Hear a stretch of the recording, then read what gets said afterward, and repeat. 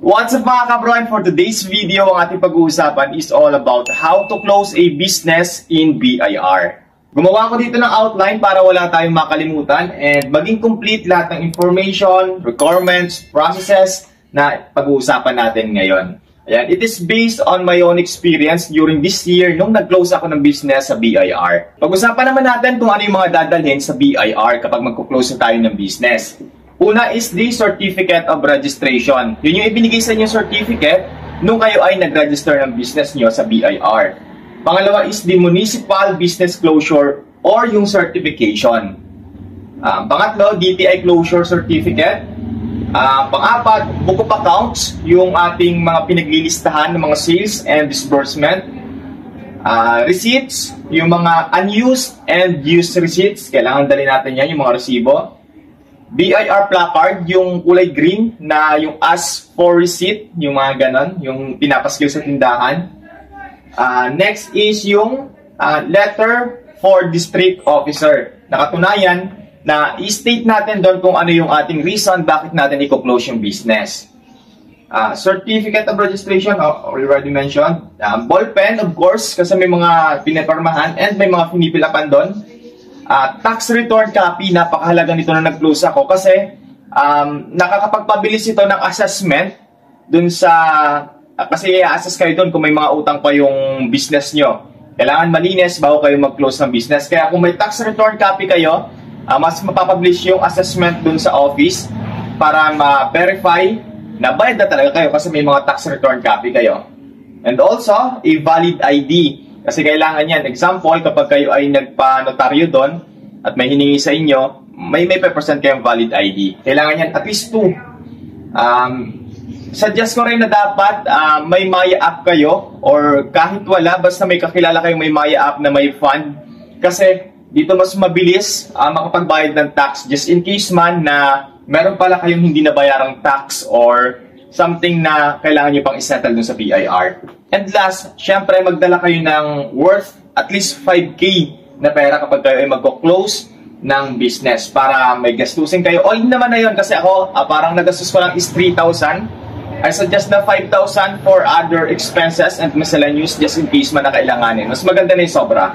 At ayan yung mga list of requirements na dinala ko nung ako ay nag-close sa BIR. Ayan, kompleto na yan.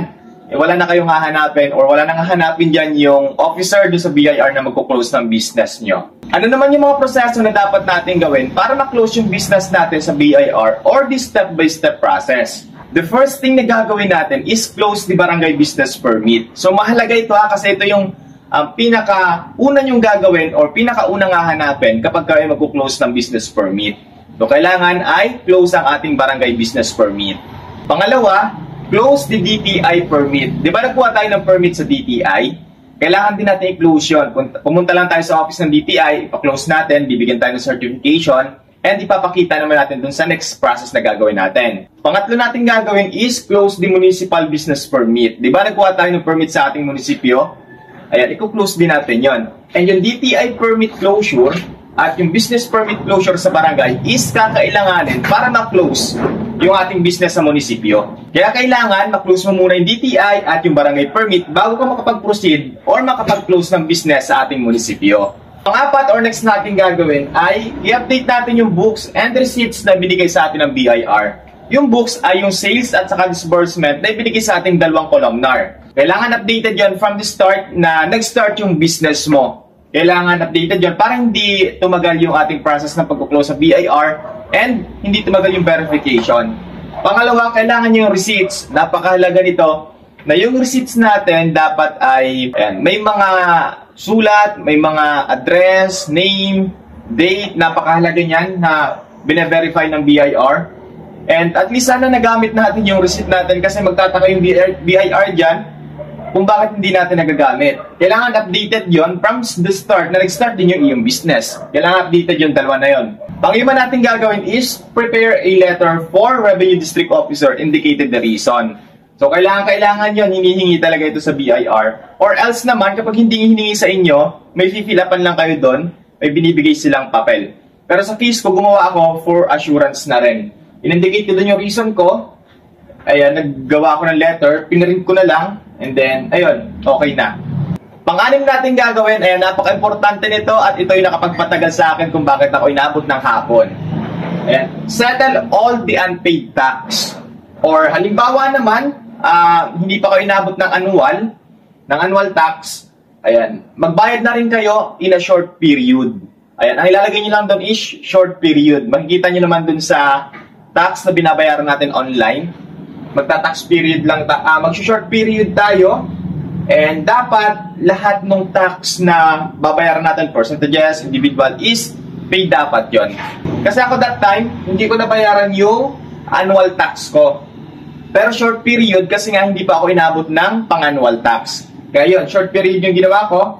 And yung percentages and individual is okay naman, nabayaran ko. Yung short period lang talaga na annual ang hindi ko nabayaran. Kaya doon pa mismo ako sa BIR nag-process nun. Pero kung na-process nyo na sa bahay nyo yun, before kayo pumunta sa BIR, mas mabilis. Wala na kayong babayaran doon sa loob. Pang-pito natin gagawin is, ayan, dali natin lahat ng mga requirements. Katulad ng binanggit ko kanina na mahalaga, katulad ng receipts na gamit at hindi pa nagagamit, certificate of registration, and yung BIR asked for receipt or yung placard. Pang-walo natin gagawin is, ito ay kapag nasa loob na tayo ng BIR. Humingi tayo sa guard ng form na pang business closure. Bibigyan naman tayo doon, i-fill up lang natin yung mga hinihinging information doon. And of course, syempre dapat dala nyo yung tax ID nyo o yung TIN ID nyo. And after nyo matapos fill upan yun, ipasa nyo na doon sa window 1 para ma-process na yung inyong business closure. Second to the last na gagawin natin is, ayan, magpapanotaryo tayo ng inventory list na katunayan na naka-zero na yung ating inventory. Kasi nga, i-close na natin yung business natin. Ito ay para lamang dun sa mga nagbebenta ng mga items, hindi pang service business. Yung mga pang service is wala namang ganito. Iba yung ginagawa nila. Yung form is makukuha natin dun mismo sa loob ng BIR. May bibigay sa ating link na i-open natin sa desktop or laptop. And then, ayun, i-download natin and ipiprint natin doon sa loob ng BIR. Mayroon namang libreng print doon sa BIR. Mayroon din libreng paggamit ng ganitong computer. Kaya hindi na kayo mahihirapan. And last na gagawin natin kapag okay na lahat ng requirements, yung process na sinabi ko kanina is nagawa na natin lahat. Ayan, punta na tayo sa BIR. And syempre, yun yung sinasabi ko is magdala ng sapat na pera, at least 5K, para hindi tayo ma-short. At ayan lahat yung mga process na ginawa ko during my time na nag-close ako ng business ko sa BIR. That would be all, and promise, wala na sa inyong hihingin yung BIR. Hindi na kayo magpapabalik-balik. Promise, 1 day lang process kapag nagawa nyo lahat ng sinabi ko. Katulad nung ginawa ko sa BIR. Siguro nga mga half day lang yung process nyo kasi nasabi ko na sa inyo yung mga hindi ko nagawa na dapat gawin nyo sa loob ng BIR. Thank you so much mga kabro, and I hope this video helps you a lot para makapag-close kayo ng business nyo sa BIR.